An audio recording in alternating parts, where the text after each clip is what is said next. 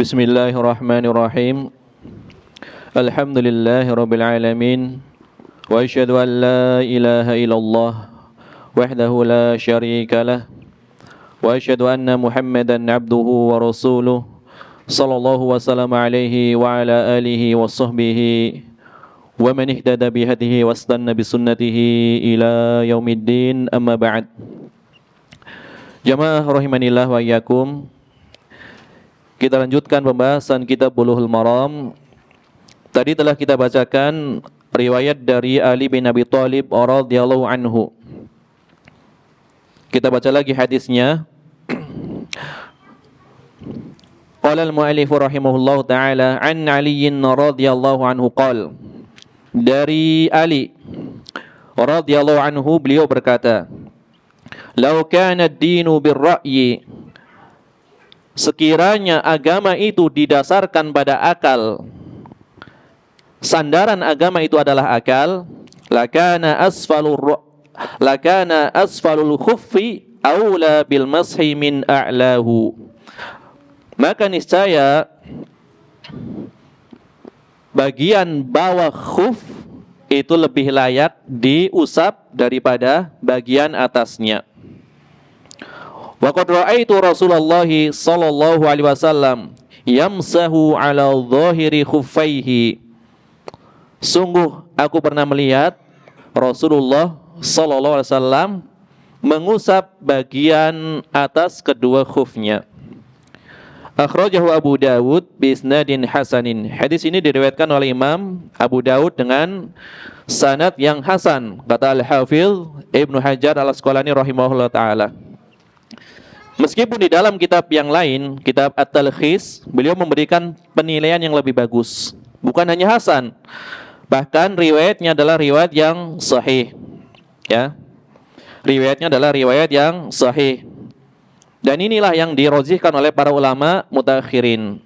Di antaranya adalah Syekh Muhammad Nasiruddin Al-Albani rahimahullah ta'ala. Beliau mengatakan pendapat yang benar, hadisnya adalah hadis yang sahih. Hadis yang sahih, sanadnya adalah sahih, sebagaimana dikatakan oleh ulama sebelumnya, Syekh Ahmad Syakir. Ya, Syekh Ahmad Syakir, seorang ulama ahli hadis dari Mesir. Syekh Al-Albani banyak mengambil faedah dari kitab-kitabnya Syekh Ahmad Syakir. Bahkan beliau mengatakan Syekh adalah Syekhul Muhaddithin, syekhnya para ahli hadis di zamannya, Syekh Ahmad Syakir. Ulama Mesir, Azhar. Ulama Mesir Azhar. Ya, beliau banyak mentahqiq kitab-kitab salaf. Kitab salaf. Musnad Imam Ahmad beliau tahqiq. Al-Muhalla beliau tahqiq. Tahqiq maknanya adalah beliau menelitinya dari manuskrip. Kitab asalnya yang masih berupa manuskrip. Tidak cukup satu manuskrip. Jadi namanya mentahqiq kitab, itu membandingkan, mengumpulkan berbagai macam manuskrip, tulisan tangan. Karena kan sampai pada kita dengan salinan, belum ada fotokopi ketika itu. Jadi kalau ingin memperbanyak kitab, ya harus menulis. Terkadang ada yang tepat nukilannya, ada yang kurang. Maka terkadang ada yang kurang huruf ba, terkadang ada yang kelebihan, tergantung dari ya tingkat ketelitian yang menyalinnya. Semuanya datang dalam bentuk salinan. Ya. Kecuali memang seorang yang menyalin dari penulisnya langsung menyetorkan salinannya, disetorkan lagi. Ya. Di antaranya adalah para penyalin kitab Bulughul Maram. Sebagian itu menyetorkan kepada Al-Hafidz Ibnu Hajar, disetorkan lagi tulisannya. Apakah sudah tepat atau masih ada yang keliru? Disetorkan dengan metode qiraah, dibaca di hadapan guru. Ini kalau kitab-kitabnya tipis masih bisa. Ya, kalau kitab-kitabnya tipis masih bisa. Kalau berjilid-jilid tentu membutuhkan waktu yang lama. Jadi diteliti bukan sekedar satu manuskrip. Sebagian mengumpulkan 7 7 manuskrip yang berbeda. Nanti satu manuskrip dijadikan sebagai pokoknya. Misalkan manuskrip A, B, C sampai seterusnya. Yang jadi pokoknya adalah A. Jadi awalnya A dulu. Nanti kalau ada perbedaan nanti ngambil tambahan dari B, C dan seterusnya. Kemudian nanti dikasih keterangan catatan kaki di bawahnya apabila diperlukan. Jadi dalam manuskrip yang ini seperti ini lafaznya. Apalagi kalau hurufnya ketika itu adalah ditulis dengan menggunakan tinta yang bisa apa? Bisa hilang, itu namanya apa? Ya, pudar, ya kan? Titiknya kadang hilang. Titiknya kadang hilang. Itu masing-masing pentahqiq nanti berijtihad. Belum hukumnya nih baru apa namanya? Menentukan katanya sudah berijtihad. Ya, menentukan katanya ini udah berijtihad, apalagi nanti menentukan hukum. Jadi tugas mentahqiq itu tugas yang sangat berat. Udah tulisannya, ya, tulisan ulama kan tahu sendiri. Susah dibaca, karena Imam Az-Zahabi ketika menulis itu dikomentari. Tulisan kamu itu tulisan ahli hadis, tulisan ulama, karena saking tidak rapinya, jeleknya gitu kan. Ya. Walaupun jelek tapi berkah. Ini kita lagi ngomong dari segi tulisan. Syekhul Islam Ibnu Taimiyah contohnya luar biasa. Ketika beliau menulis kitab, dikatakan kata murid-muridnya itu hampir-hampir tangannya tidak pernah terangkat, saking lancarnya nulisnya di kitabnya. Ilmunya sudah di kepala semua, ditulis. Maka hasilnya apa? Susah dibaca. Ya. Kalau orang lain yang susah baca wajar. Terkadang Ibnu Taimiyah juga susah baca. Ya. Ibnu Taimiyah itu pernah nulis kitab. Beberapa tahun berlalu, beliau ingin memurojaah kitab-kitabnya yang lama. Kemudian sampai pada suatu pembahasan, beliau lupa ini saya nulis apa ketika itu. Akhirnya dibawalah kitab ini kepada murid beliau yang ahli dalam khat, ya, tulisan Ibnu Taimiyah, Imam Ibnu Rusyaik. Imam Ibnu Rusyaik. Maka kata Imam Ibnu Rusyaik, tulisannya seperti ini, wahai Syekh. Oh iya, baru ingat. Jadi Imam Ibnu Rusyaik orang yang paling paham tulisan Syekhul Islam Ibnu Taimiyah. Jadi ini masalah tahqiq seperti itu.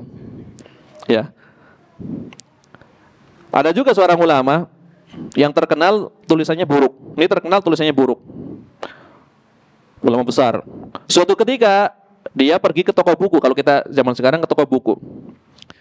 Ke toko buku, dia mendapati ada tulisan yang sangat jelek. Dia sangat bergembira. Alhamdulillah, ada orang yang tulisannya lebih jelek daripada tulisan saya. Setelah diteliti, ternyata karya dia. Ya, setelah diteliti, ternyata karya dia. Ini, ya, khat para ulama adalah seperti itu. Termasuk penulis kitab Bulughul Maram juga dikatakan kurang bagus khatnya. Penulis kitab Bulughul Maram. Kalau ulama zaman sekarang, kalau misalkan antum pernah melihat tulisannya Syekh Muhammad bin Shalih Al-Utsaimin, baru tahu. Khatnya Syekh Muhammad bin Shalih Al-Utsaimin sangat tidak rapi, ya. Sangat tidak rapi. Beda dengan Syekh Shalih Al-Fauzan, bagus sekali tulisannya. Ya kan, beda-beda. Syekh Shalih Al-Utsaimin sangat bagus tulisannya. Syekh siapa lagi yang bagus? Ya, beberapa ulama Saudi ada yang sangat bagus tulisannya. Kalau Syekh Utsaimin tidak rapi kitab aslinya. Tapi berkah ilmunya. Berkah ilmunya. Ya. Makanya beliau jarang nulis. Syekh Utsaimin itu jarang nulis. Tulisan tangan beliau yang benar-benar nulis dengan tangan itu bisa dihitung dengan jari. Tapi tulisan beliau yang dengan lisan itu ratusan jilid. Ya. Yang dengan lisan ratusan jilid. Jadi kitab-kitab beliau yang berjilid-jilid, 15 jilid, 16 jilid, fatwa-fatwa beliau 20-an jilid, semuanya dari lisan. Ya. Ini contohnya nih. Ini Syarah Bulughul Maram, ini jilid pertama. Beliau punya 15 jilid, ini jilid pertama. Ini semuanya dari lisan. Jadi ceramah yang dibukukan. Syekh Muhammad bin Shalih Al-Utsaimin. Ini jilid pertama. Semuanya 15 jilid.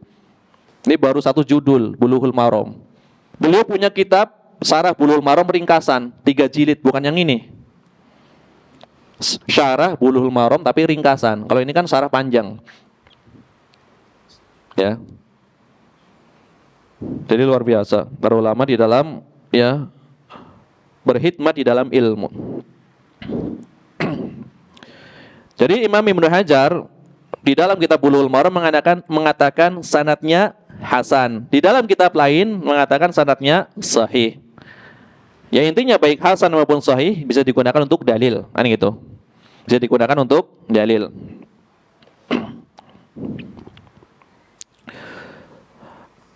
Adapun ucapan Ali bin Abi Thalib, "Lau kana ad-din bir-ra'yi." Sekiranya agama itu sandarannya adalah akal. Ya. Ini Mu'tazilah itu sandarannya akal. Agama adalah akal. Tidak ada agama bagi orang yang tidak menggunakan akalnya. Itu hadis pertama dalam silsilah al-hadis ad-dhaifah wal mawdu'ah. Silsilah hadis dhaif dan palsu. Ini Syekh Al-Albani membawakan dari sini di bagian pertama. Ya. Ini adalah keyakinan Mu'tazilah, sandarannya adalah akal. Sedangkan Ahlussunnah wal Jamaah, akal itu digunakan tentunya. Jangan sampai dikatakan kita nggak menggunakan akal. Akal dipakai, tetapi bukan untuk menentang dalil. Itu bedanya. Jadi akal yang sharih, yang tegas, yang jelas, yang tidak dikotori oleh syubhat. Itu akal yang bersesuaian dengan dalil. Artinya akalnya mengikuti dalil. Jadi bukan dalil dibawa ke akalnya. Ini Mu'tazilah, pengagung akal. Ya terpengaruh kaum-kaum terdahulu, ya Aristoteles, siapa lagi? Ya Plato, Sokrates dan seterusnya. Itu tokoh-tokoh filsafat, memang pengagung akal. Walaupun ada yang sangat parah, ada yang parah saja.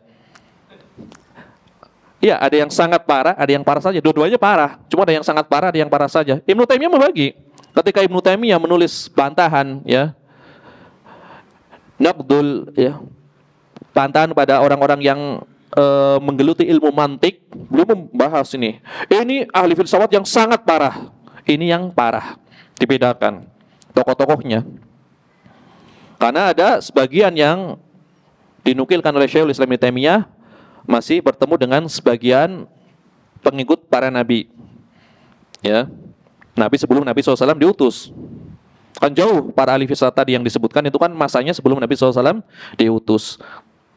Maka masih sedikit mendapatkan ya pencerahan, maksudnya tidak terlalu parah. Walaupun nanti pada masa ulama-ulama Islam, filsafat-filsafat tadi itu digeluti juga oleh sebagian ulama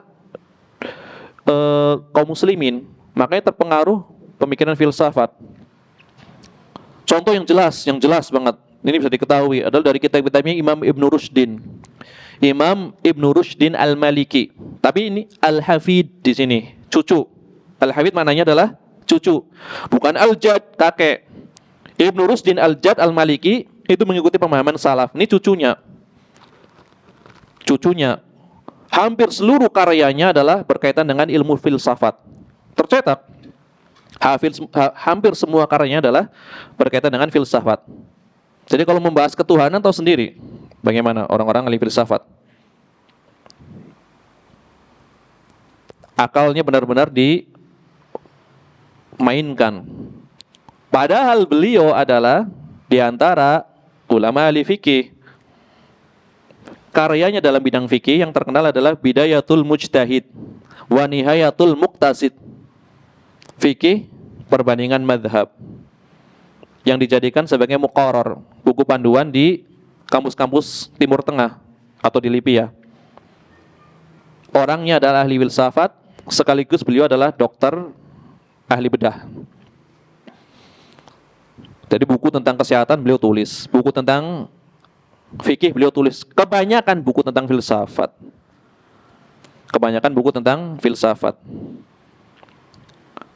Kemudian nanti ada kitab-kitabnya Al-Imam Al-Ghazali. Ya, sebelum mendalami Islam, beliau adalah ahli filsafat. Ini ada istilahnya apa? kesesuaian. Orang yang belajar filsafat sebelum mempelajari Islam, aslinya ahli filsafat. Kemudian dia mempelajari Islam, keumumannya menjadi ahli tasawuf. Keumumannya adalah rata-rata pasti menjadi ahli tasawuf. Sama kayak Imam Al-Ghazali. Tadinya ahli filsafat, belajar Islam, cerdas otaknya, maka menjadi ahli tasawuf. Itu pun bertingkat. Beliau mendalami tasawuf, kemudian ingin keluar dari tasawuf itu susah. Walaupun beliau sudah berusaha keluar dari pemahaman tasawuf, karena berat. Karena namanya syubhat sudah melekat di kepala, kan susah dikeluarkan. Cerdas memang. Maka sampai Imam Ibnul Arabi, ya, Imam Abu Bakar Ibnul Arabi Al-Ma'afiri Al-Maliki Al-Qadi, masyhur di antara hufatnya ahli Andalus. Beliau bermadzhab Maliki dari Andalus, belajar ke Imam Al-Ghazali. Beliau mengatakan, guru kami, syekh kami, Abu siapa Imam Al-Ghazali? Nah, Abu Hamid Al-Ghazali. Ini kata para ulama yang lebih tepat namanya gitu, Al-Ghazali. Sebagian mengatakan Al-Ghazali tanpa tasydid. Ya, Imam Al-Ghazali, tapi yang lebih tepat Al-Ghazali pakai tasydid. Nah, kata Imam Ibnul Arabi, guru kami itu masuk ke perut filsafat, ilmu filsafat masuk. Namanya masuk ke perut berarti mendalami gitu. Kemudian ingin keluar, tetapi kesusahan. Di antara bukti beliau ingin keluar adalah kitab terakhir beliau. Nama kitabnya Ayyuhal Walad, wahai anakku. Ini nasihat kepada para penuntut ilmu. Nanti di antara nasihat yang disampaikan, wahai anakku, jauhilah ilmu filsafat dan tasawuf tersebut. Kenapa? Karena tasawuf adalah kotoran, ya. Tasawuf adalah kotoran. Walaupun nanti dirinci, yang dimaksud oleh Al-Ghazali adalah tasawuf yang ekstrim. Tapi intinya seperti itu. Beliau ingin keluar dari filsafat maupun tasawuf. Sampai akhirnya beliau menjadi ahli fikih, ya. Ketika bertemu dengan seorang guru yang luar biasa, cerdas, Imamul Haramain. Siapa Imamul Haramain namanya?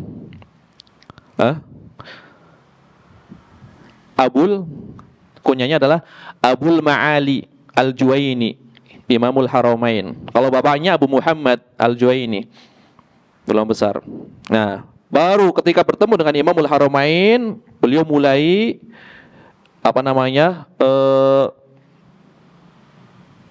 mengoreksi atau merevisi pendapat-pendapatnya yang lalu tentang filsafat.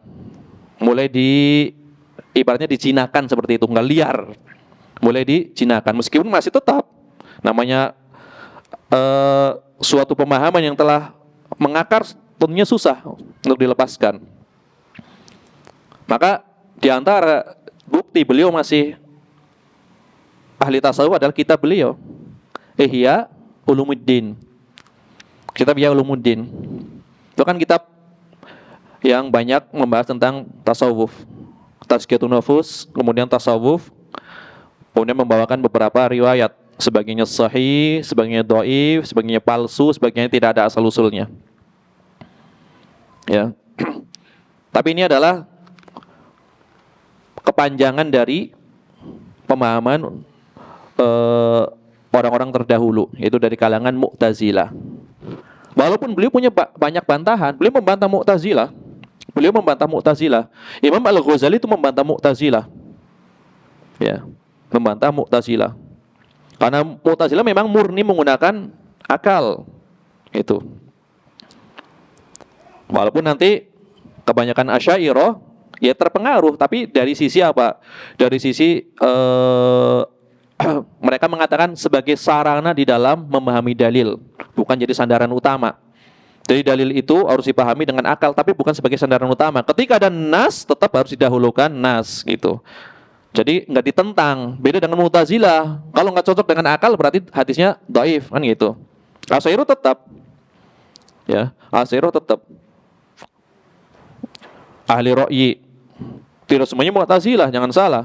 Kalau dikatakan pengikut Imam Abu Hanifah adalah ahli ra'yi, itu bukan Mu'tazilah. Mereka banyak menggunakan ra'yi karena beberapa sebab, ya, yang diterangkan oleh Syekhul Islam Ibnu Taimiyah dalam kitab beliau. Kitab apa yang terkenal yang menjelaskan sebab-sebab khilaf? Raf'ul Malam anil a'immatil a'lam. Raf'ul Malam anil a'immatil a'lam. mengangkat aib ya dari tokoh-tokoh yang mulia sebagai pembelaan terhadap Imam Abu Hanifah. Beliau nulis kitab luar biasa, Keadilan Syekhul Islam Ibnu Taimiyah.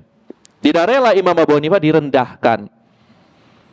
Di zaman beliau mengatakan Abu Hanifah terlalu berpegang pada ra'yu, meninggalkan dalil, mengingkari dalil, terlalu menggunakan kias, dibantah oleh Ibnu Taimiyah. Bukan seperti itu sebenarnya. Ada sebab-sebabnya. Kenapa Imam Abu Hanifah tidak menggunakan dalil? Ternyata apa?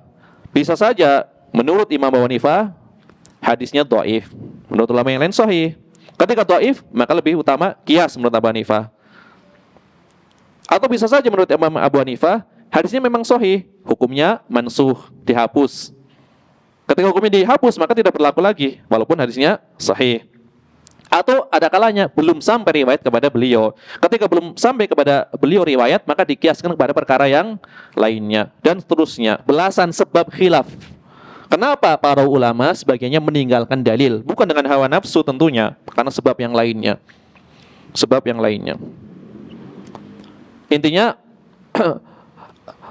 tidak setiap orang yang dijuluki sebagai ahli ra'yi itu adalah berpemikiran sama dengan Mu'tazilah, enggak. Dirinci. Tapi jangan salah, Mu'tazilah di zaman mutaqaddimin, masa lampau itu beda keadaannya dengan Mu'tazilah zaman sekarang. Sebagian mereka adalah ahli ibadah, zuhud sebagian, dan sangat takut kepada Allah sebagian, enggak semuanya. Mereka diantaranya adalah yang terkenal menurut kitab tafsir, sampai sekarang masih dipelajari. Kata Syekh Muhammad bin Shalih Al-Utsaimin ketika beliau menjelaskan mana tafsir yang hendaknya dipelajari oleh penuntut ilmu, tafsir yang mana, maka beliau menyebutkan di antara adalah tafsir Ibnu Katsir, tafsir At-Tabari, Taisir Al-Karimir Rahman karya Imam As-Sa'di, kemudian tafsir Al-Baghawi, tafsir Al-Qurtubi, dan kata Syekh Utsaimin di antara tafsir yang paling bagus dari sisi balaghahnya, dari sisi lughahnya adalah Al-Kasyaf karya Az-Zamakhsyari Al-Mu'tazili.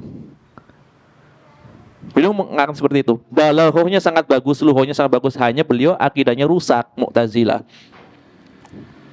Akidahnya Mu'tazilah. Dan beliau terkenal sebagai orang yang ahli ibadah, zuhud terhadap dunia, terkenal. Cuma yang menyebabkan beliau ditahdzir oleh para ulama adalah akidahnya yang rusak. Gitu. Tapi beliau punya keutamaan yang lainnya.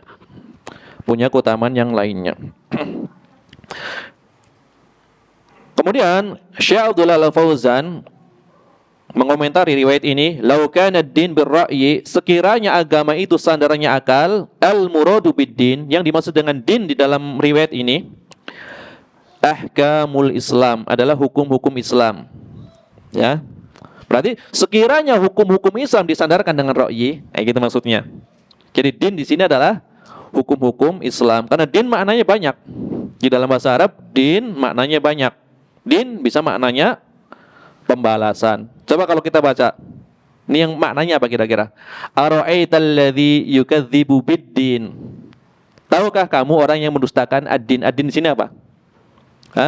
Bisa agama, bisa hari pembalasan. Ya.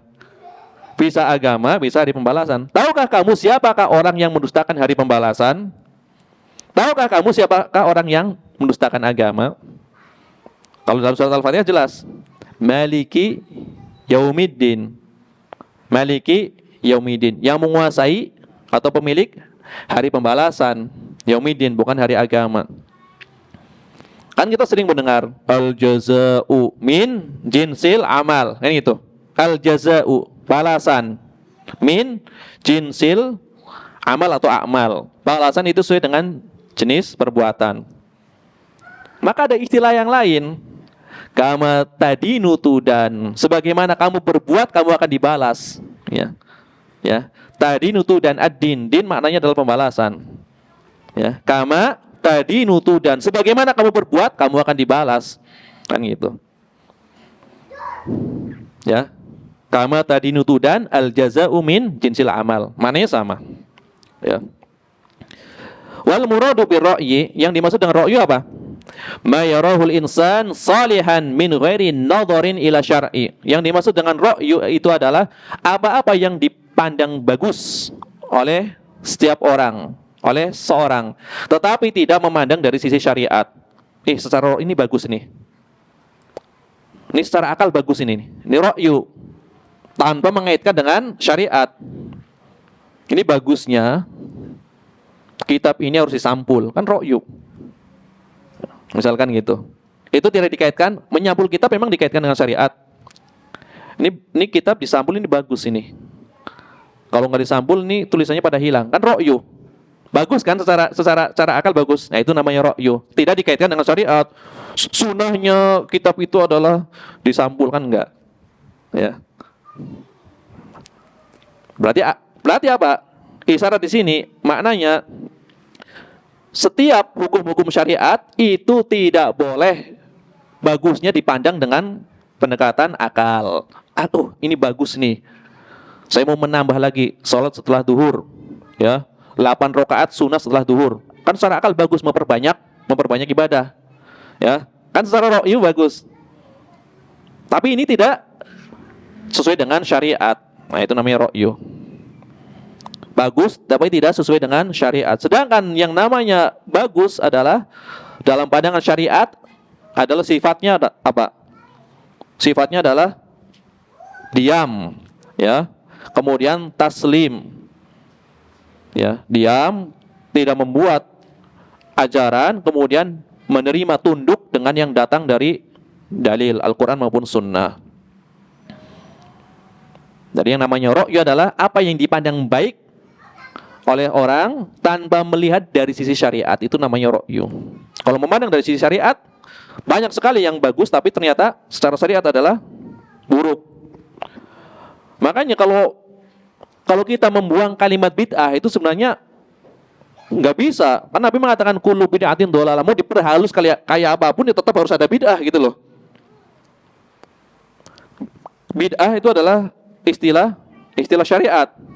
Mau diperhalus bagaimanapun tetap ada bid'ah kan. Ini tidak ada contohnya dari syariat, ya tetap aja berarti bid'ah. Hanya memperhalus ungkapan saja kan gitu. Ya terkadang kan kita terlalu banyak gitu kan disibukkan dengan ungkapan-ungkapan. Ya. Disibukkan dengan ungkapan-ungkapan sehingga ungkapan-ungkapan syar'i itu hilang sebenarnya gitu. Ya, ungkapan-ungkapan syar'i itu hilang hanya karena kekhawatiran-kekhawatiran. Walaupun nggak mengatakan bid'ah juga sama aja, tetap aja disalahkan kan gitu. Walaupun kita tidak menyebut bid'ah, tetap aja orang itu suka membid'ahkan. Padahal belum ngomong. Padahal belum ngomong. Ini banyak sekali dijumpai. Hanya melihat misalkan dari penampilan. Ya. Syekh Abdullah Al-Fauzan mengatakan wal makna dari ucapan Ali ini adalah lau kana ma'khadul ahkam asy-syar'iyyah bi mujarradil aqli lakana asfalul khuffi aula bil mashi min a'lahu. Sekiranya dasar pengambilan hukum-hukum syariat itu adalah sekedar menggunakan akal, maka tentu ketika mengusap khuf bagian bawah lebih utama diusap daripada bagian atasnya. Karena yang kotor kan bawah. Kenapa bagian yang bersih yang diusap? Itu kalau sekedar menggunakan akal. Li'annal asfal yulakil al-aqdhar wan najasat. Karena bagian bawah itu kan menginjak kotoran dan najis. Ya, al-aqdhar kotoran, wan najasat dan najis. Memungkinkan untuk menginjak kotoran dan najis. Walakinal wajiba taqdimun naqli as-sahih 'ala ra'yi. Maka yang wajib adalah mendahulukan nukilan itu dalil yang sahih di atas ra'yi dibandingkan dengan ra'yu, ya. Ini ada kitab yang sangat bagus juga membahas tentang ra'yu. Kitab Syekhul Islam Ibnu Taimiyah. Ya. Pokoknya kalau Ibnu Taimiyah untuk masalah ra'yu beliau pakarnya membantah orang-orang yang mengedepankan ra'yu. Kitabnya berjilid-jilid. Sampai kepada kita kurang dari sepertiga. Kurang dari sepertiga yang diteliti. Sampai kepada kita dari manuskrip kurang dari sepertiga, ya, sampai sekitar 4 jilid dengan tulisan yang kecil, bisa 5 jilid, 6 jilid dengan tulisan yang lebar, ya. Nama kitabnya adalah Dar'ut Ta'arud. Dar'ut Ta'arud, membantah at-ta'arud, kontradiksi, ya. An-naql, antara nukilan, nakal dengan akal. Ya. Dar'ut Ta'arud, an-naql wal aql, membantah kontradiksi antara nakal, dalil nakli dengan akal. Tidak ada kontradiksi sebenarnya. Akal yang lurus itu tidak ada kontradiksi dengan nukilan. Termasuk riwayat ini. Ini kan perkataan siapa ini? Ini perkataan siapa? Ali bin Abi Thalib. Ali bin Abi Thalib memandang sekiranya agama itu didasarkan akal, tentu bagian bawah lebih utama diusap dari bagian atas. Ibnu Taimiyah dalam beberapa ucapannya justru mengkritik ucapan Ali bin Abi Thalib. Ya, mengkritik ucapan Ali bin Abi Thalib. Justru Nabi SAW melakukan justru Nabi SAW mengusap khufnya bagian atasnya, itu menunjukkan kesesuaian antara akal dengan syariat. Kata Ibnu Taimiyah seperti itu. Justru ini secara akal malah lebih tepat. Kenapa? Karena kalau kita mengusap bagian bawahnya, pertama justru bisa mengotori tangan kita, ya kan? Bisa mengotori tangan kita bisa terkena kotoran ataupun najis. Maka lebih tepat, ya, ketika seorang mau sholat membutuhkan badan yang bersih, maka ketika yang diusap adalah bagian atasnya, itu justru lebih sesuai dengan akal, kata Syekhul Islam Ibnu Taimiyah. Tapi ucapan Ali ini nanti diterapkan kepada bab yang lainnya. Ini kan dalam masalah mengusap khuf saja Ibnu Taimiyah, ya. Karena poin-poinnya adalah yang penting apa? Ucapannya, sekiranya agama berdasarkan akal. Ini yang paling penting. Bukan masalah praktek khufnya. Ini kan Ali mengaitkan dengan praktek mengusap khuf. Adapun untuk kasus yang lainnya tentu sangat tepat untuk kasus yang lainnya. Adapun untuk kasus khuf, justru Ibnu Taimiyah berpendapat justru itu lebih sesuai dengan akal. Lebih sesuai dengan akal. Kenapa ucapan ini dibawa kepada makna yang lebih umum? Karena ungkapan para ulama, al-ibratu bi umumil lafzi la bi khususi sabab. Yang jadi sandaran adalah lafaz yang umum, bukan sebab yang khusus. Ini kan sebabnya Ali ngomong ini masalah apa? Masalah khuf. Tetapi lafaznya kan umum, maka yang dijadikan sandaran adalah lafaz yang umumnya, bukan sebab yang khususnya, kan gitu. Al-ibratu bi umumi lafzi la bi khususi sabab. Yang jadi patokan adalah lafaz yang umum, yaitu ucapan Ali, sekiranya agama ini adalah didasarkan akal. Maksudnya apa? Agama ini bukan berdasarkan akal, gitu maksudnya. Jadi kalau ada suatu perkara yang dianggap tidak masuk akal, maka dikembalikan kepada nukilan yang sahih. Makanya Syekh Abdullah Al-Fauzan mengatakan, wa illa fa innal aqla yadullu ala anal aula mashul a'la faqat. Justru akal, ya, menunjukkan bahwasanya yang lebih utama memang bagian atasnya. Secara akal malah memang bagian atasnya, ya. Li'anna hadal masha la yuradu bi at-tanzif. Karena mengusap ini tujuannya bukan membersihkan. Jadi tujuan mengusap khuf itu bukan membersihkan khuf, bukan tujuannya itu. Tapi tujuannya apa? Wa inna ma yuradu bihi at-ta'abbud. Tujuannya adalah ta'abbud, murni ibadah. Namanya ibadah, terkadang akal tidak bisa mencerna. Bukan untuk bersih-bersih. Seandainya bersih-bersih nggak mungkin dicukupkan dengan mengusap. Kan tadi Ali mengatakan, sekiranya agama berdasarkan akal, bagian bawah lebih utama diusap. Kalau tujuan untuk bersih-bersih bukan diusap, tapi dicuci bagian bawahnya sampai bersih. Jadi tujuannya mengusap ini dalam rangka apa? At-ta'abbud, murni ibadah. Kayak gitu. Karena murni ibadah, tentu yang lebih hikmah apa? Bagian bawah atau bagian atas? Bagian atasnya. Ya. Karena bagian bawah menyebabkan tangan tercemar dengan kotoran ataupun najis. Ya. Wal aqlu al-kamil tabi'u li syar'i. Akal yang sempurna pasti mengikuti syariat. Ya, li'annahu ajizun an idrakil hikam al-ilahiyah. Karena akal tersebut terkadang tidak mampu, ya, mengetahui hikmah-hikmah yang Allah turunkan dalam syariat ini. Tidak semua hikmah bisa kita ketahui. Maka Syekh Utsaimin mengatakan, seandainya tidak ada hikmah kecuali kita adalah dituntut untuk taat kepada Allah dan Rasulnya, maka itu sudah cukup sebagai hikmah.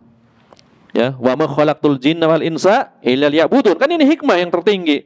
Soalnya tidak ada hikmah kecuali kita tunduk dan taat terhadap syariat, itu sudah mencukupi daripada puluhan hikmah yang lainnya. Tentu ada hikmahnya. Seandainya kita tidak mengetahui hikmah kecuali kita dituntut untuk tunduk, itu sudah cukup. Kata Syekh Utsaimin, sudah mencukupinya. Ya. Wa alaihi bil i'tiqad wa ta'abbud al-mahdi bi muqtadal ubudiyah. Maka wajib bagi setiap orang adalah ketaatan, ketundukan di dalam ta'abbud, beribadah secara murni. Ya, yang menjadi konsekuensi dari al-ubudiyah, penghambaan. Al-ubudiyah, penghambaan. Ada kitab yang sangat bagus, Risalah Al-Ubudiyah, Syekhul Islam Ibnu Taimiyah. Risalah Al-Ubudiyah. Bagaimana seorang itu beribadah kepada Allah, penghambaan yang hakiki seperti apa? Ya, Risalah Al-Ubudiyah. Ini perlu dibeli. Mungkin sudah diterjemahkan sebagiannya bagi yang belum bisa bahasa Arab. Tipis. Seukuran buku Yasin kurang lebih. Ya, buku Yasin yang hijau kalau nggak salah. Kurang lebih segitu. Risalah Al-Ubudiyah. Bagus, ya. Bagaimana seorang hamba beribadah kepada Rabb-Nya. Wa hadha huwa al-aqlu as-salim min maradi syubhah wa maradi syahwat. Maka akal yang salim, akal yang selamat ini, akal yang lurus ini, itu selamat dari kotoran syubhat maupun syahwat. Ya. Wa madalla man dalla minal kafarah wal hukama'i wal mubtadi'ah wa ahli al-ahwa'i illa bimutaba'atil aqli wa tarki muwafaqatin naqli. Betapa banyak orang yang tersesat dari kafarah, orang-orang kafir. Kafarah berarti jamak dari kafir. Jamak kafir ada berapa?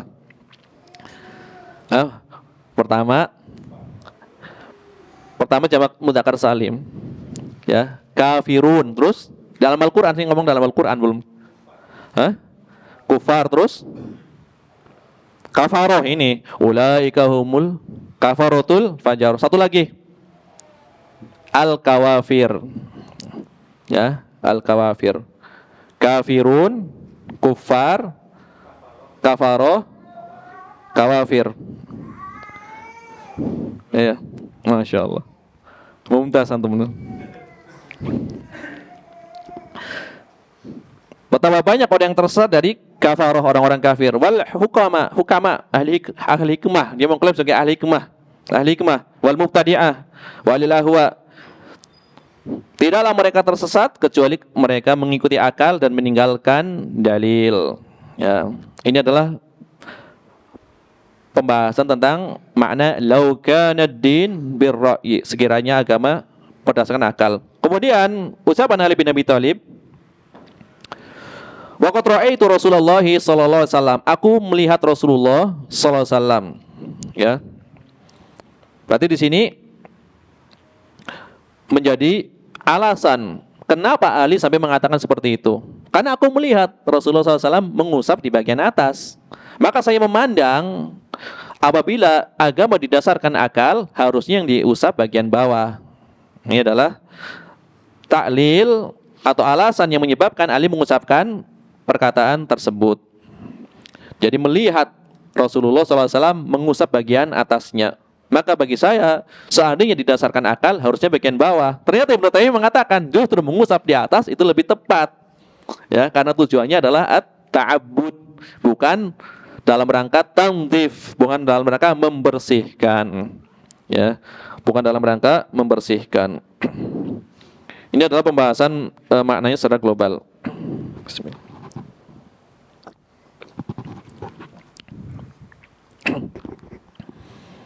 Kemudian Syekh Abdul Al-Fauzan mengatakan hadithu Aliin radhiyallahu anhu dalilun ala mahallil mashi wa annahu yakunu ala alal khuffi duna asfalihi. Hadis Ali ini sebagai dalil bahwasanya bagian yang diusap dari khuf adalah bagian atasnya saja, bukan bagian bawahnya. Amma hadithul Mughirah faqad taqaddama annahu hadithun dha'ifun mu'aradun bima huwa asahhu minhu. Adapun hadis Mughirah tadi yang awal. Hadis Mughirah kan mengatakan bahwasanya Nabi SAW mengusap bagian atas dan bagian bawah. Ini hadis Mughirah. Ini adalah hadis yang dhaif, bertentangan dengan riwayat yang lebih sahih, yaitu hadis Ali. Aku melihat Nabi SAW mengusap di bagian atasnya. Ya. Makanya Imam Ibnul Qayyim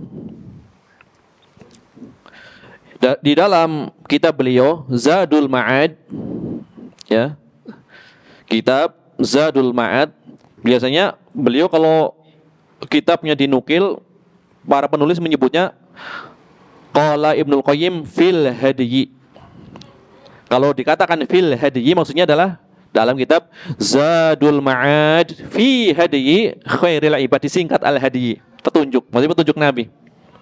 Imam Ibnul Qayyim mengatakan gini, wa kana sallallahu alaihi wasallam yamsahu dhahirul khuffain, adalah Nabi SAW mengusap bagian atas khufnya. Walam yasihha anhu mashu asfalihima illa fi hadisin munqati, maka tidak ada satupun riwayat yang sahih yang menunjukkan beliau mengusap bagian bawahnya kecuali riwayat munqati, ada keterputusan sanad. Wal ahadits as-sahihah ala khilafihi, adapun hadis yang sahih justru menyelisihi perbuatan tersebut, perbuatan mengusap bagian atas dan bagian bawah. Ini kata Imam Ibnul Qayyim. Walaupun memang para ulama berbeda pendapat masalah ini.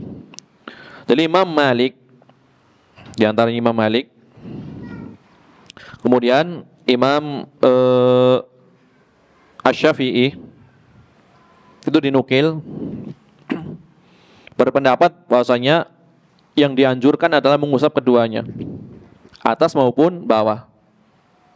Adapun Imam Ahmad bin Hambal, kemudian Imam Abu Hanifah adalah bagian atasnya saja. Tentunya Imam Malik membawakan beberapa riwayat dari salaf, sebagian sahabat, praktek sahabat, kemudian praktek tabi'in yang beliau dapati di Madinah. Mereka sebagian mengusap bagian atas dan bagian bawah, tetapi tidak menafikan sahnya bagian atas, kayak gitu. Seandainya seorang mencukupkan mengusap bagian atas, itu sudah cukup kata Imam Malik. Cuma lebih baik atas dan bawah, tapi sunnah hukumnya. Ya, tapi hukumnya adalah sunnah. Walaupun yang lebih utama adalah mengusap bagian atas maupun bagian bawahnya. Ini kata Imam Malik. Adapun ulama yang lainnya, Imam Ahmad bin Hambal adalah dicukupkan hanya mengusap bagian atasnya berdasarkan riwayat yang paling sahih. Berdasarkan riwayat yang paling sahih. Karena ini ada beberapa faidah. Mengusap bagian atas saja itu ada beberapa faidah. Dikatakan oleh Syekh Abdullah Al-Fauzan, anna masyru'iyata masil khuf laysat minal amal birra'yi wa innama huwa tauqifiyah. La tadharu fiha munasabatun illa mujarrad at-takhfif wa taysir wa yatawaqqafu fihi ala ma syuri'a wa qad syuri'a al-mashu ala dhahiril khufi duna asfalihi. Disyariatkannya mengusap khuf dengan tidak bersandarkan pada akal, karena ini adalah sifatnya tauqifiyah. Tauqifiyah apa? Tauqifiyah. Tauqifiyah maknanya adalah diam, menunggu dalil, sehingga tidak ada kesesuaian dengan akal kecuali hanya takhfif dan taisir. Jadi yang bersesuaian dengan akal menurut sebagian ulama, yang bisa dinalar dari akal tersebut dari mengusap khuf adalah kemudahan, ya, takhfif wa taisir, ringan dan mudah. Secara akal, kalau mengusap itu adalah lebih mudah dan lebih ringan. Itu bisa dicerna dengan akal. Adapun hikmah yang lainnya tidak bisa dicerna dengan akal. Ya. Jadi yang bisa dicerna dengan akal adalah apa? Mengusap khuf dalam rangka meringankan dan memudahkan. Karena ada masyaqqah yang berat apabila dia harus melepas.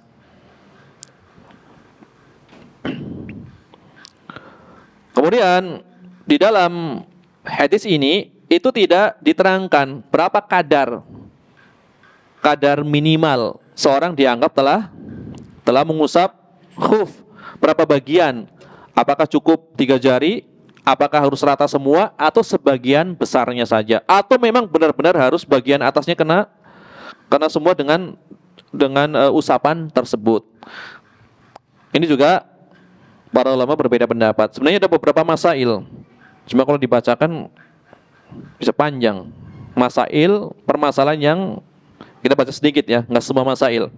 Di antaranya adalah mikdar atau kadar atau ukuran kapan seseorang ketika mengusap menjalankan tangannya yang basah di atas khuf itu telah dianggap memenuhi syarat mengusap khuf ya, sebagai pengganti mencuci kaki. Ada beberapa permasalahan dari hadis ini ya. Adapun penjelasan dari Syekh Abdullah Al-Fauzan kita cukupkan saja segini. Kita lihat dari penjelasan ulama yang lain ya, yang berkaitan dengan apa tadi? Kalau di sini lengkap. Ada 1, 2, 3, 4, 5 panjang-panjang. Biar urut ya. Di antara masail atau permasalahan atau hukum-hukum yang bisa diambil dari hadis ini, yang pertama adalah yang berkaitan dengan mengusap bagian atas dan bagian bawah. Tadi kan telah dibahas sedikit. Saya bawakan siapa yang berpendapat secara lengkap. Siapa yang berpendapat bahwasanya seluruhnya harus diusap dari kalangan salaf dulu ya. Tadi hadis yang dhaif tadi, hadis Mughirah yang telah kita bahas, kan diterangkan Nabi mengusap bagian atas dan bagian bawah. Dan ini adalah pendapat sebagian sahabat. Makanya kan tadi dikatakan di antara alasan Imam Malik adalah beliau berdalil dengan amalan ahli Madinah. Karena beliau melihat para tabi'in, kemudian tabi'in melihat para sahabat melakukannya. Ternyata dari kalangan sahabat yang tinggal di Madinah siapa? Mufti Madinah siapa di zaman sahabat? Yang mempunyai mazhab yang diikuti oleh banyak ulama. Sahabat Nabi SAW yang di Madinah. Kan ada 4 orang di zaman sahabat yang fatwanya banyak diambil. Itu bukan sahabat, itu tabi'in. Sahabat Nabi SAW. Tapi beliau tidak banyak diambil, beliau hanya diambil riwayat hadisnya, fikihnya maksudnya. Enggak, Ibnu Abbas Mekah. Ibnu Abbas di Mekah, ya kan? Abdullah bin Mas'ud di Kufah. Ini di Madinah nih siapa? Anas bin Malik hadisnya yang diambil. Fikihnya. 4 ahli fikih di zaman sahabat. Zaid bin Sabit dan Ibnu Umar. Ya, Zaid bin Sabit dan Ibnu Umar. Nah, di antara sahabat yang berpendapat yang diusap bagian atas dan bawah adalah Abdullah bin Umar, ahli fikih. Beliau ahli fikih, bahkan ahli hadis. Urutan kedua yang paling banyak meriwayatkan hadis setelah Abu Hurairah. Urutan kedua setelah Abu Hurairah adalah Ibnu Umar. 7 orang yang paling banyak meriwayatkan hadis adalah diantaranya Ibnu Umar. Yang riwayatnya dari 7 orang itu lebih dari 1000. Disebut Al-Mukthirun. Masih hafal kan? Syairnya masih hafal? Gimana syairnya?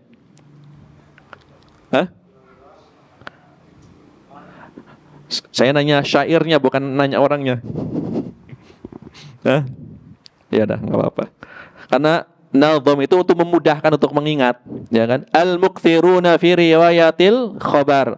Abu Hurairah yali Ibnu Umar, Abu Hurairah yali Ibnu Umar, fa anasun fasajatun nabiyyi fal bahru jabirun ma'al khudriyyi. Itu 7 secara urut. Ya. Urutan keberapa berarti? Ya, al-mukthiruna fi riwayatil khabar. Orang yang paling banyak meriwayatkan khabar hadis. Abu Hurairah yali Ibnu Umar, setelahnya Ibnu Umar. Fa anasun, kemudian Anas, fa zaujatun nabiyyi, dan Aisyah, istri Nabi SAW. Fal bahru, lautan, Ibnu Abbas. Jabirun ma'al Khudri, Jabir bin Abdillah dan Abu Sa'id Al-Khudri. Nah, itu diingat-ingat itu. Jadi ketika ditanya siapa 7 orang, langsung jawab. Al-mukthiruna fi riwayatil khabar Abu Hurairah yali Ibnu Umar, fa anasun fa zaujatun nabiyyi fal bahru Jabirul ma'al Khudri. 7 secara urut. Ibnu Umar berpendapat yang diusap bagian atas dan bagian bawah.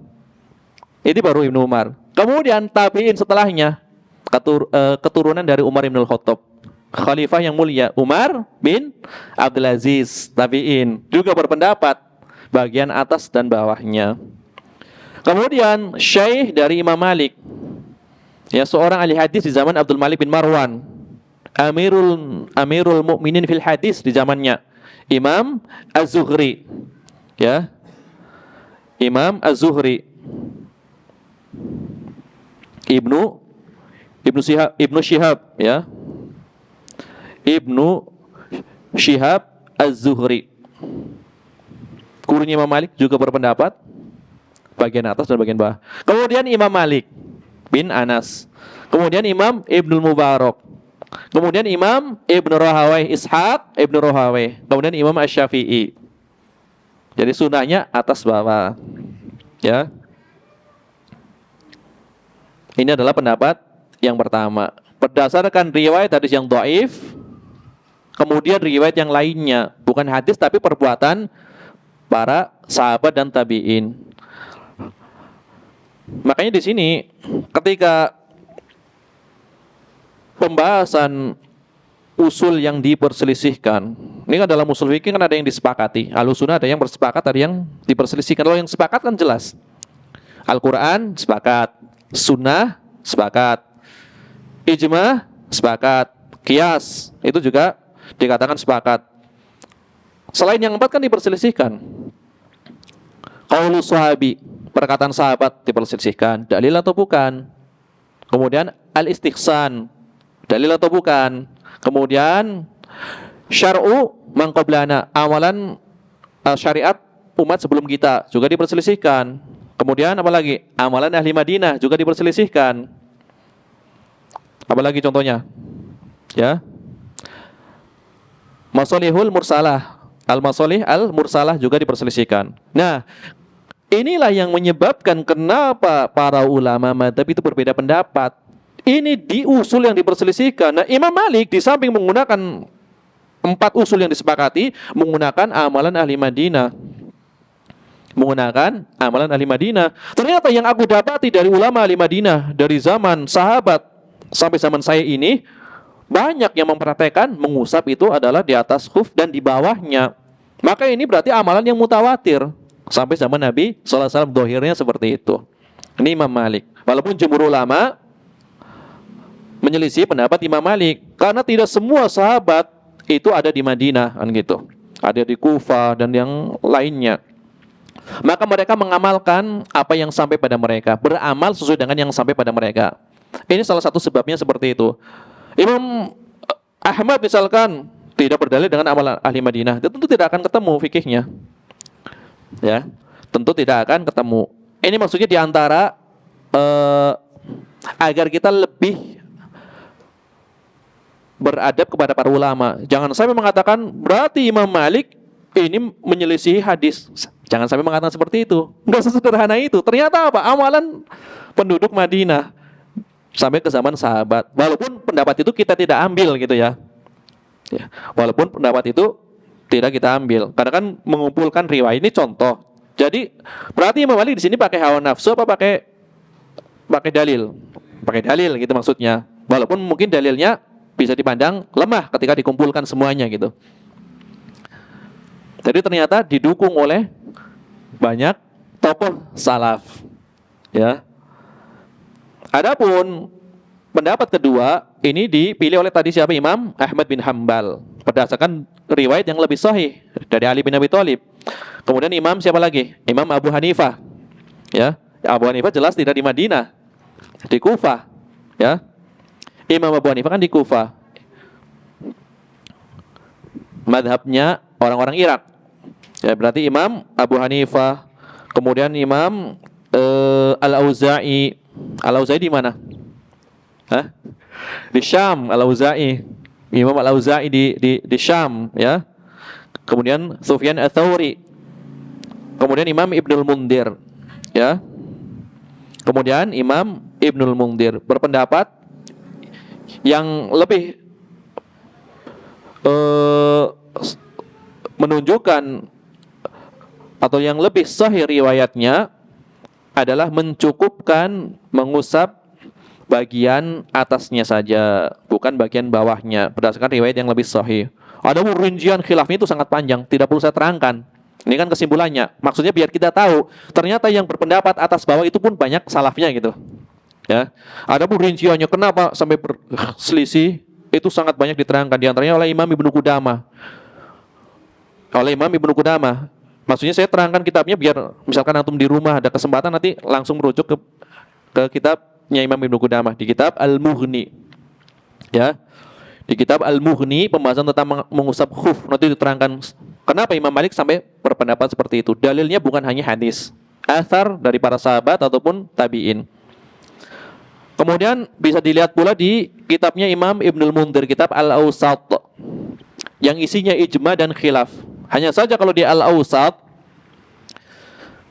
di kitab Al-Awsat ini, Imam Ibnul Mundhir itu ketika membawakan khilaf,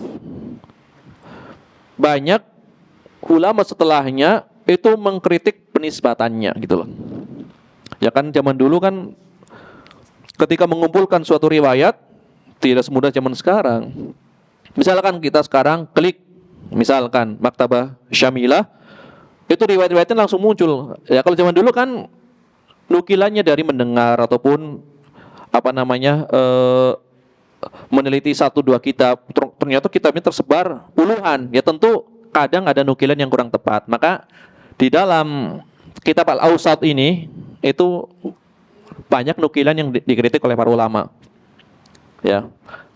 Ada yang tepat, ada yang kurang tepat. Terutama nukilan ijma. Ibnu Mundhir mengatakan ulama telah ijma. Padahal madhab 4 saja tidak sepakat, apalagi ijma gitu loh. Setelah diteliti lagi, karena kan masanya jauh. Ya, masih abad ya ke-3 ke-4 Hijriah. Sedangkan riwayat itu dikumpulkan nanti setelah abad ke-5 atau ke-6 tuh masih banyak riwayat-riwayat yang dikumpulkan yang membahas tentang al-ijma, ya. Itu banyak dikumpulkan, maka banyak dikritik. Kemudian di dalam kitab Al-Mughni, ini kitab Al-Mughni kan asli kitab madhab Hambali. Al-Mughni ataupun kitab-kitab madhab yang lain, kitabnya Ibnu Rusdin tadi Bidayatul Mujtahid, atau kitabnya Imam An-Nawawi Al-Majmu' Syarah Muhadzab, itu kan asalnya kitab Syafi'iyah. Al-Majmu' Syarah Al-Muhadzab kan asalnya kitab Syafi'iyah. Kemudian kitab Bidayatul Mujtahid kan asalnya Malikiyah. Kemudian kitab Al-Mughni kan asalnya dari Hambali. Nah, kitab-kitab tersebut itu membahas seluruh madhab. Otomatis kalau dia membahas madhabnya tepat. Imam Ibnu Qudamah membahas madhab Hambali dengan rinci tentu tepat. Imam Ibnu Rusdi membahas madhab Maliki tentu tepat. Imam Nawawi membahas madhab Syafi'i tentu tepat. Tapi ketika membahas madhab lain kadang kurang tepat. Di seluruh kitab tadi. Tapi tetap dibawakan. Imam Nawawi mengatakan Syafi'i ngomong A, B, C, riwayatnya ini tentu tepat. Tiba-tiba ini pendapat Hambali, ini pendapat Maliki, ini pendapat Abu Thawr, ini pendapat Abu Hanifah. Belum tentu tepat. Bisa tepat, bisa enggak. Atau Ibnu Qudamah, ini pendapat Syafi'i, belum tentu tepat. Karena sekedar untuk sakofah. Karena fokusnya di madhab yang digelutinya.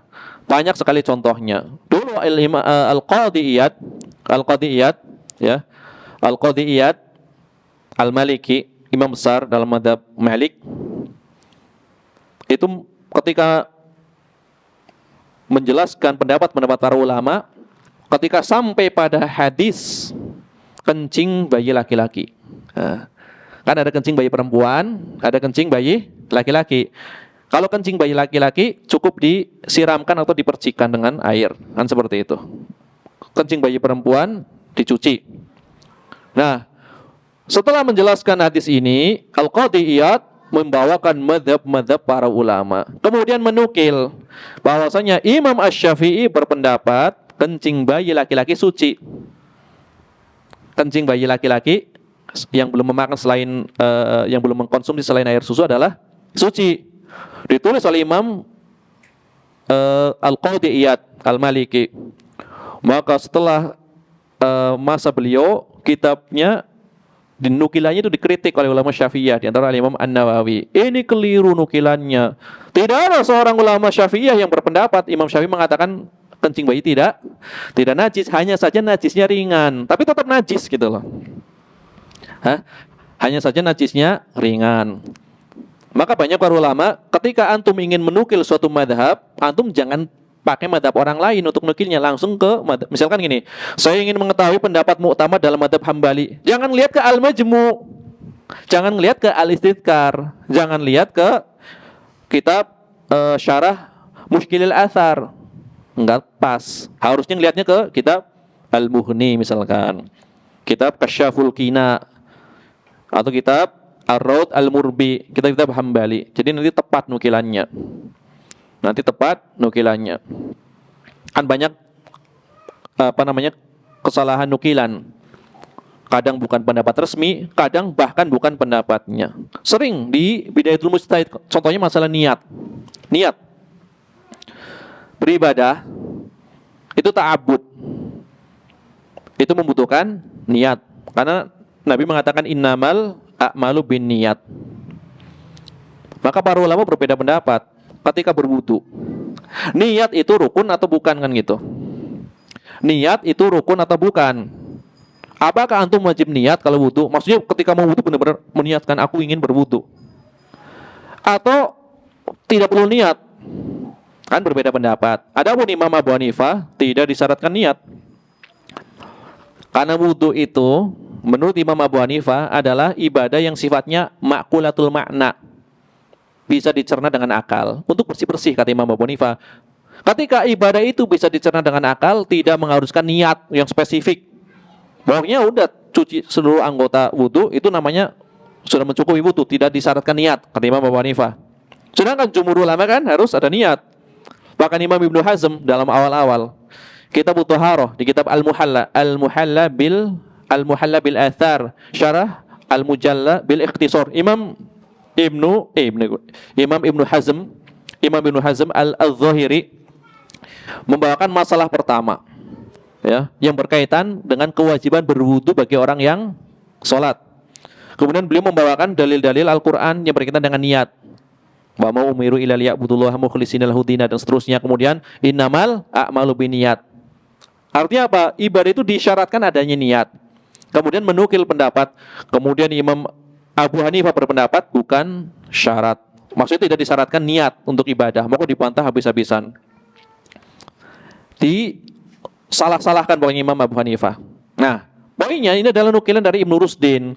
Ibnu Rusdin mengatakan, ya, bahwasanya Imam Syafi'i berpendapat niat itu adalah syarat. Dan ini keliru kata para ulama. Karena Imam Syafi'i berpendapat niat itu bukan syarat wudu, tapi rukun wudu. Rukun dibedakan dengan syarat. Ya, walaupun dua-duanya harus apa? Harus dipenuhi. Kalau tidak dipenuhi maka ibadah tidak sah. Tapi dibedakan antara syarat dengan rukun. Kalau rukun berarti masuk dalam rangkaian wudu tersebut. Kayak sholat, kan ada syaratnya, ada rukunnya. Bersuci syarat sahnya sholat. Masuk waktu syarat sahnya sholat. Takbiratul ihram rukun sholat. Sama-sama harus dilakukan. Kemudian menukil Imam Syafi'i berpendapat niat adalah syarat dari berwudu, padahal bukan syarat, tapi rukun wudu. Yang mengatakan niat itu syarat adalah Imam Ahmad bin Hambal. Makanya ketika membagi rukun wudu ada berapa? Rukun wudu ada berapa? Kan gitu ditanya. Imam Ahmad dan Imam Syafi'i menghitungnya 6, cuma beda rinciannya gitu loh. Cuma beda rinciannya, tapi semuanya memang harus dipenuhi. Cuma cara menghitungnya saja yang beda. Kalau Imam Syafi'i menghitungnya, yang pertama niat. Ini niat rukun atau fardu yang pertama. Fardu wudu yang pertama adalah niat. Yang kedua, membasuh muka. Yang ketiga, membasuh kedua tangan. Kemudian yang keempat, mengusap sebagian kalau Syafi'i, sebagian kepala. Yang kelima, mengusap kaki sampai mata kaki, mencuci kaki sampai mata kaki. Yang keenam tertib, kan gitu. Tertib. Imam Ahmad bin Hambal enggak. Niat adalah syarat wudu. Terus yang pertama apa? Rukun wudu atau fardu wudu yang pertama adalah membasuh muka. Yang kedua mencuci kedua tangan. Yang ketiga, mengusap seluruh kepala, bukan sebagian. Ya, mengusap seluruh kepala. Yang keempat, telinga bagian dari kepala. Yang keempat adalah mencuci kaki. Yang kelima adalah tertib. Yang keenam apa? Al-muwalah. Berkesinambungan, sambung langsung, jangan sampai kering baru dicuci, tangannya kering, ya makan gorengan dulu misalkan, baru itu namanya nggak mualah. Kan memang betul makan gorengan nggak membatalkan wudu, tapi ini dalam rangka lagi wudu gitu loh, nggak mualah, nunggu kering dulu. Itu dalam mazhab Hambali harus diulang wudunya. Tapi dalam mazhab yang lain itu ada mualah bukan wajib, jadi boleh makan gorengan dulu, nanti lanjutin lagi walaupun udah kering. Ya. Ini contoh aja, contoh. Ternyata apa? Syarat maupun rukun kan wajib dipenuhi. Cuma Imam Syafi'i nggak memasukkan ke dalam rukun syarat itu. Sedangkan Imam Ahmad memasukkan dalam sedangkan tadi ngomong apa sih? Niat ya. Niat itu dimasukkan di dalam rukun oleh Imam Syafi'i. Imam Ahmad nggak memasukkan, tetapi masukkannya ke dalam syarat. Tapi intinya kan harus dipenuhi. Dua-duanya harus ada. Mau dimasukkan ke dalam rukun, mau dimasukkan ke dalam syarat, semuanya harus dipenuhi kan gitu. Oleh Imam Malik tambah lagi syaratnya, rukunnya adalku, menggosok. Jadi kalau wudunya antum nggak digosok nggak sah menurut Imam Malik. Jadi kalau Syafi'i kan gini doang. Ini misalkan mencuci tangan ada bejana gini doang, celup ini doang, kena semua, itu sah kata Syafi'i. Malik enggak, harus digosok. Namanya adalku, harus digosok. Ya. Tapi semuanya ternyata didapatkan dari riwayat yang ada. Semuanya ada riwayatnya. Hanya kenapa dikatakan rukunnya ini 6. Jadi masalah rukun 6, rukun 7, rukun 5 itu nggak terlalu penting. Kan istiqara. Dalil yang didapatkan dari penelitian-penelitian dalil dikumpulkan. Jadi mau dibagi 5, bagi 4, asal itu terpenuhi nggak masalah. Itu kan cuma untuk memudahkan. Ya. Untuk memudahkan. Makanya bagi mempermasalahkan kenapa tauhid harus dibagi-bagi, rububiyah, uluhiyah, asma sifat, itu untuk memudahkan. Hakikatnya tauhid cuma satu. Cuma tidak akan keluar dari pembahasan rububiyah, tidak akan keluar dari pembahasan uluhiyah, tidak akan keluar dari pembahasan asma sifat. Walaupun tauhid intinya satu.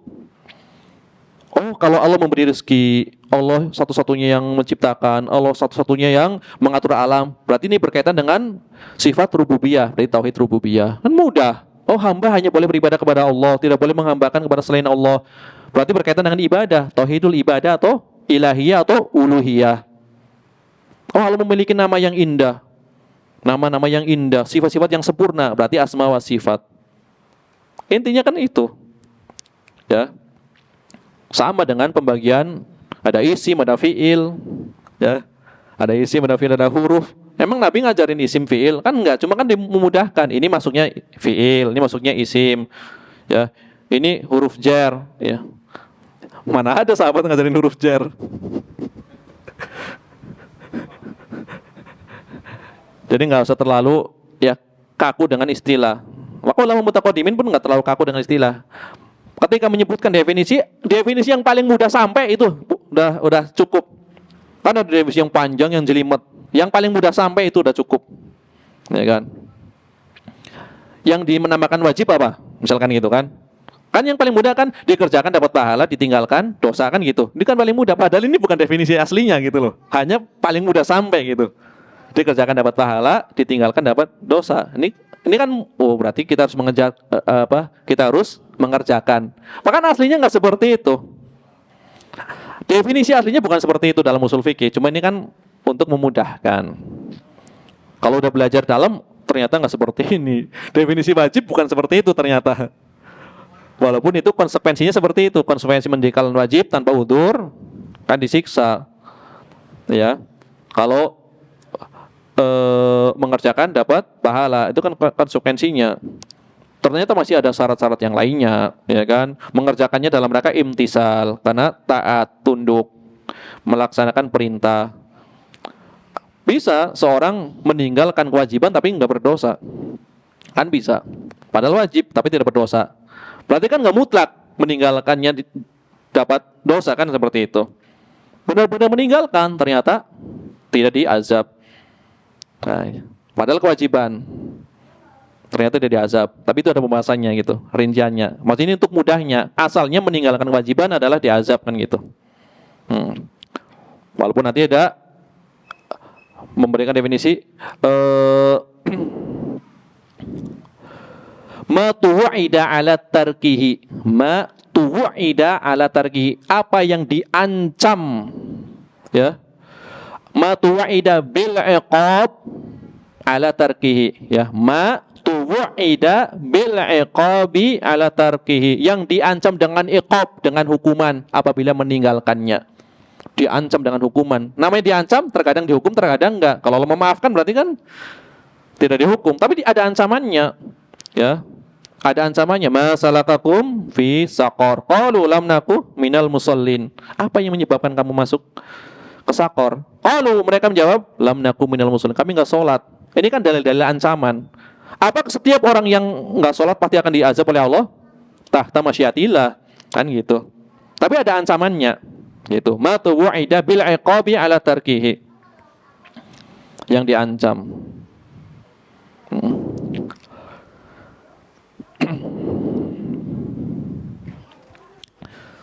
Kemudian tadi masalah pertama ya. Jadi pendapat yang lebih kuat dari sisi dalil adalah dicukupkan apa? Bagian atasnya saja. Cukup bagian atasnya saja. Rinciannya sangat panjang, tidak perlu saya sebutkan. Berarti yang lebih tepat adalah dicukupkan diusap bagian atasnya. Kemudian setelah kita mengetahui yang benar adalah bagian atasnya saja, berapa kadar usapannya, kan gitu pembahasannya. Ini masalah kedua. Berapa kadarnya seorang dianggap telah mengusap secara sempurna, itu kadarnya berapa? Ya. Adapun Imam Syafi'i, kemudian para pengikutnya, kemudian Imam Tsauri, Sufyan Ats-Tsauri, kemudian Abu Tsaur, ada Sufyan Ats-Tsauri, ada Abu Tsaur. Beda. Sufyan Ats-Tsauri adalah imam besar sebelum Syafi'i. Adapun Abu Tsaur murid dari Imam Syafi'i. Ya, Abu Tsaur ahli hadis yang paling faqih di zamannya. Imam Abu Tsaur. Ya. Buktinya ketika para ahli hadis berdebat, ada seorang wanita bertanya, bolehkah seorang yang haid memandikan jenazah? Tanya kepada ahli hadis. Banyak berkumpul. Ahli hadis menjawab, nanti tunggu dulu Abu Tsaur kalau datang, tanya aja Abu Tsaur gitu. Ya. Nunggu Abu Tsaur. Kami nggak berani jawab. Padahal tentu ahli hadis berarti apa? Ya gudangnya riwayat kan gitu. Maka begitu datang Abu Tsaur, nah sekarang tanyalah kepada beliau, wahai Abu Tsaur, apa hukumnya seorang wanita haid memandikan jenazah wanita? Jenazah. Memandikan orang yang mati, boleh enggak? Maka kata Abu Tsaur, jawabannya ada pada kalian semua. Kalian sebenarnya tahu semua riwayatnya. Jawabannya apa? Jawabannya boleh. Kenapa boleh? Karena Nabi SAW ya, ketika Aisyah haid ya, kemudian Aisyah diminta untuk menyisir rambut Rasulullah SAW, kan Aisyah agak keberatan. Ya Rasulullah, sesungguhnya saya sedang haid. Maka Nabi mengatakan, ya, sesungguhnya haidmu laisat fi yadiki. Haidmu itu tidak berada di tanganmu, gitu kan. Jadi tanganmu itu tidak kotor, tidak najis. Karena tidak kotor, maka nggak ada larangan untuk menyisir. Begitu pula karena tidak kotor, berarti nggak ada larangan untuk memandikan jenazah, kan gitu. Ini kata Imam Abu Tsaur. Sesungguhnya haidmu itu tidak berada di tanganmu. Jadi tangannya bersih kan? Yang penting tangannya bersih. Kalau tangannya bersih, ya boleh memandikan. Itu kata Abu Tsaur. Ini pendapat Abu Tsaur yang pertama, pendapat Imam Syafi'i, kemudian pendapat Sufyan Ats-Tsauri, pendapat Abu Tsaur, pendapat Daud Az-Zahiri, ya. Maka memutlakan ya mengusap itu apabila secara adat telah dianggap mengusap meskipun sedikit. Kalau secara adat orang itu telah mengusap, orang itu lagi ngapain sih? Lagi ngusap khuf. Walaupun nggak kena semuanya, tapi orang tahu kalau dia sedang mengusap khuf, maka telah mencukupi meskipun sedikit. Ini pendapat yang pertama. Ya, si fulan lagi ngapain? Sedang mengusap khuf. Dia ngelihatnya dari kejauhan. Walaupun mungkin nggak rata, itu telah dianggap mencukupi. Ini pendapat dari Syafi'i, Sufyan Ats-Tsauri, Abu Tsaur, Daud Adz-Dzahiri. Ya. Jadi tidak dihitung banyak dan sedikitnya. Yang penting telah dianggap oleh orang yang melihatnya dia sedang mengusap. Adapun pendapat Imam Ahmad bin Hambal, tidak diharuskan semuanya memang, tapi harus sebagian besarnya. Sebagian besarnya harus kena, walaupun nggak kena semua. Jangan sebagian kecilnya. Berarti beda dengan yang pertama. Kalau tadi walaupun kecil nggak apa-apa, yang penting kan mengusap. Kayak gini doang misalkan. Kena bagian ujungnya doang. Kan lagi ngusap. Sedikit berarti kan? Banyak nggak apa-apa, sedikit nggak apa-apa. Itu pendapat yang pertama. Imam Ahmad nggak, harus sebagian besarnya kena, walaupun nggak kena semuanya. Ya, misalkan ada sepatu, bagian besarnya itu kena, walaupun bagian sini nggak kena, tapi sebagian besarnya kena. Jadi nggak semuanya, tapi sebagian besarnya. Ya. Jadi batasannya adalah lebih banyak yang diusap daripada yang tidak diusap, kan gitu. Kalau yang pertama nggak membedakan, asal dianggap mengusap mau sedikit mau banyak mencukupi. Imam Ahmad yang penting lebih banyak yang kena daripada yang nggak kena. Ya, jadi malah mudah. Yang penting ya dijalankan seret. Kalau emang ini ditempelkan semua, tentu sebagian besar kena, kan gitu Imam Ahmad bin Hambal. Abu Hanifah menghitungnya dengan jari.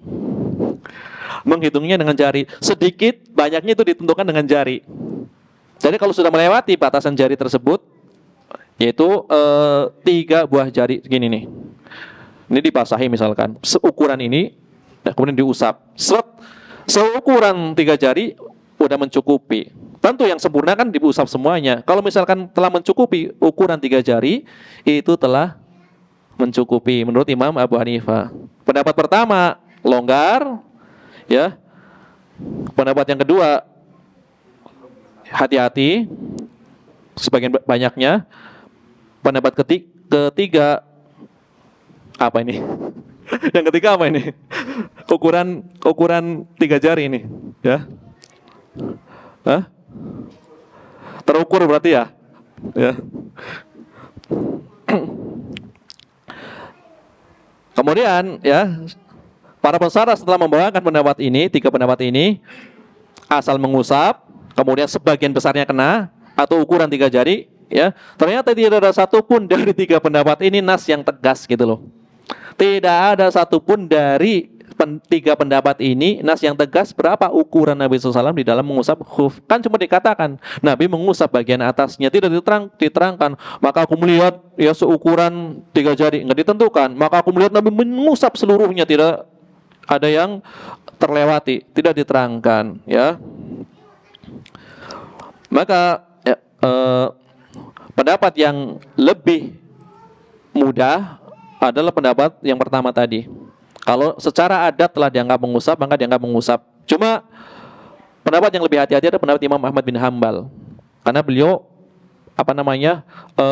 memberikan batasan bagi sebagian besarnya, dan itu juga mudah sebenarnya. Karena apabila tangannya memang telah basah semua, ketika diusapkan tentu bagian besar khufnya itu terkena. Ya. Tapi kalau pendapat yang harus kena semua itu benar-benar berat, berarti harus diputer ini kan khufnya. Ya. Harus diputar khufnya, ya. Jadi pendapat Imam Ahmad bin Hambal itu lebih hati-hati dan hendaknya itu yang dilakukan. Karena ketika mengikuti pendapat Imam Ahmad bin Hambal kena semua, maksudnya disepakati oleh di antara 3 pendapat ini. Kalau mengikuti pendapat Imam Ahmad bin Hambal disepakati sahnya. Misalkan kita memilih pendapat yang pertama, asal colek misalkan ya. Asal colek kan dianggap mengusap kan? Gini. Itu sah. Menurut Imam Ahmad nggak sah. Atau mengikuti pendapat Imam Abu Hanifah, 3 jari sah, menurut Imam Ahmad nggak sah. Tapi kalau ngintip Nabi Muhammad, sebagian besarnya kena. Menurut Imam Ahmad sah, menurut ulama yang lain sah, gitu. Ya. Jadi adalah pendapat yang lebih hati-hati. Sebagian besarnya, walaupun nggak semuanya.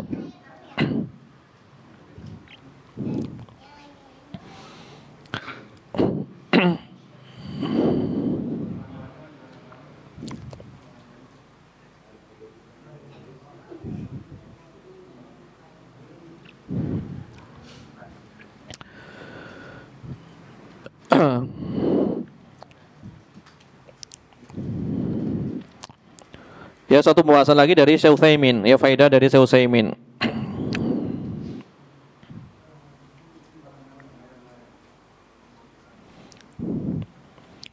Syekh Utsaimin ini banyak faedah yang sama, saya bawakan yang beda, ya. Faedah yang beda yang dibawakan oleh Syekh Muhammad bin Shalih Al Utsaimin. Kata Syekh Utsaimin, di dalam hadis ini ada bantahan atau penolakan terhadap kaum Rafidhah.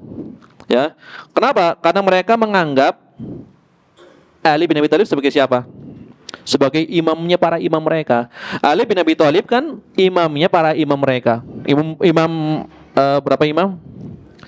12 imam kan, imam Syiah Rafidhah. Imam tertingginya siapa? Mereka kan Ali bin Abi Thalib. Ya. Yang menurut mereka adalah maksum. Kan para imam maksum menurut mereka kan. Nah, ini hadis ini sebagai bantahan bagi mereka, ya. Kan imam mereka katanya maksum, ya. Sedangkan mereka tidak membolehkan mengusap khuf. Yang membedakan ahlu sunnah dengan Syiah adalah diantaranya dalam mengusap khuf. Syiah Rafidhah mengharamkan atau tidak membolehkan mengusap di atas khuf. Sedangkan mereka berpendapat Ali bin Abi Thalib adalah imam yang maksum. Ternyata riwayat yang menyatakan mengusap di atas khuf berasal dari Ali bin Abi Thalib. Berarti apa? Sebagai bantahan bagi Syiah kan gitu terhadap Syiah. Ya, karena Ali bin Abi Thalib yang meriwayatkan hadis tersebut. Tapi meskipun mereka mengetahui riwayat dari Ali bin Abi Thalib, mereka tetap berpendapat tidak boleh mengusap khuf. Berarti kalau misalkan tidak boleh, berarti zahirnya atau konsekuensinya mereka menganggap Ali bin Abi Thalib tidak maksum. Kan salah berarti. Salah melihat Nabi SAW mengusap khuf kalau dikembalikan kepada akidah mereka. Karena akidah mereka tidak boleh mengusap khuf. Ternyata Ali bin Abi Thalib malah melihat Nabi SAW mengusap khuf. Ya. Ini bantahan terhadap Syiah Rafidhah terutama. Ya. Mengusap khuf adalah kitab pembahasan fikih yang dimasukkan dalam kitab akidah. Pembahasan fikih yang dimasukkan dalam kitab akidah. Karena menyelisih akidah Rafidhah. Kemudian para ulama, kata Syekh Utsaimin, para ulama sepakat namanya mengusap khuf hanya sekali usapan. Jadi nggak usah diulang-ulang, nggak usah diputar-putar. Sekali jalan saja. Ya. Sekali jalan. Sekali usapan.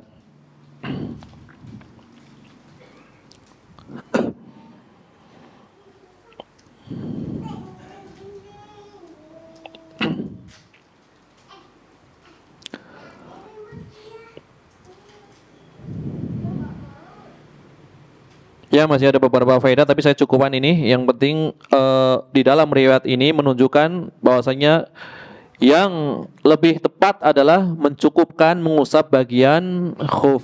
Kemudian yang kedua, usapannya cukup sekali. Boleh dilakukan secara bersamaan, kanan dan kiri langsung, ataupun kanan dulu baru kiri. Sebagaimana kebiasaan Nabi SAW suka ya mendahulukan bagian yang kanan dulu ya. Inilah yang berkaitan dengan faedah dari hadis ini. Insyaallah taala pada pertemuan yang akan datang akan kita lanjutkan hadis dari Safwan ibni Asal, ya, yang menunjukkan mudah, batasan waktu, kapan seseorang masih dibolehkan mengusap khuf, berapa hari. Nah, itu akan kita bahas pada pertemuan yang akan datang. Ya, inilah yang bisa disampaikan pada kesempatan kali ini. Mudah-mudahan Allah Subhanahu wa taala memberikan taufiknya kepada kita. Subhanakallahumma bihamdika asyhadu an la ilaha illa anta astaghfiruka wa atubu ilaik. Wa sallallahu wasallam ala nabiyyina Muhammad wa ala alihi washabihi ajmain wa akhiru da'wana alhamdulillahi rabbil alamin. Wassalamualaikum warahmatullahi wabarakatuh.